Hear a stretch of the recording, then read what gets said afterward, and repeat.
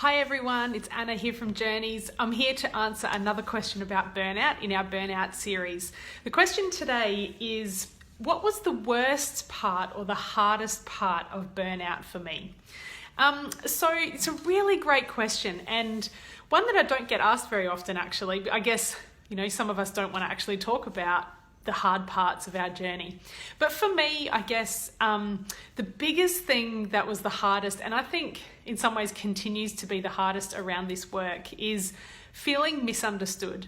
So there was a lot of times, especially in the early stages after I discovered that I was burnt out, where I was making changes and it was hard to communicate with those people around me why I was making the changes I was making.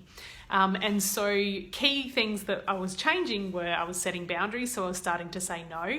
I was spending less time out and about because I discovered that having time at home by myself to rejuvenate or with fewer people or those closest to me was really important part of my rejuvenation process, and it still is actually. It's one of the things that I notice when I'm out and about a lot, or I don't have a lot of nights at home, that I start to feel a bit burnt out again. But the challenge with that is that a lot of people are busy. Our life is a busy world, and we know that. I don't have to tell you that. You're living this life, and busyness seems to be almost a status symbol, that when people say, what are you up to on the weekend? That if you don't have anything planned, I really had to learn to be okay with that, and that was actually a good thing for me to have a weekend where I had nothing going on. But when I would tell people that, the looks that I would get would be like, oh,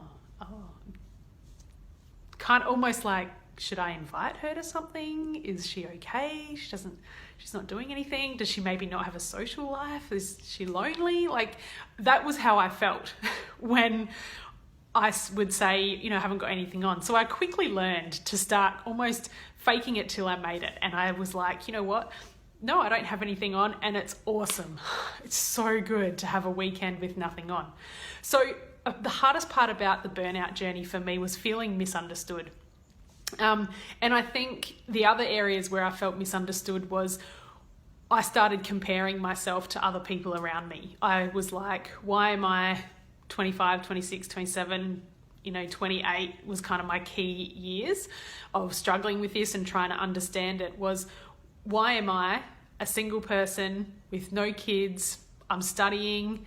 I didn't have a full-time job that I was doing as well. Why was I struggling when there were people around me who were the same age as me, studying? Some of them were studying full-time and working full-time or close to full-time, and had a husband and kids, and were in their social lives, were busy, had extended family stuff going on, were serving in their church, whatever.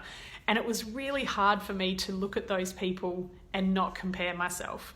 That at the same age, I wasn't being able to handle things that to me looked like a small amount of stress when someone else in my life looked like they were able to handle it.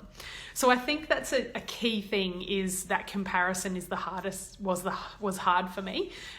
Feeling misunderstood and reminding myself that just because it's a struggle for me, that doesn't mean that it's not actually a struggle for other people. Sometimes other people don't want to talk about it, or there's a lot of shame attached to, if you don't have a lot on in your life, or if you're really busy and not handling it.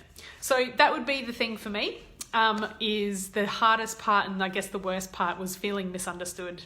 And because I think we all want to be seen and heard and understood in our journey. So I hope that's been helpful for you, and I will be back next week with another question. Bye.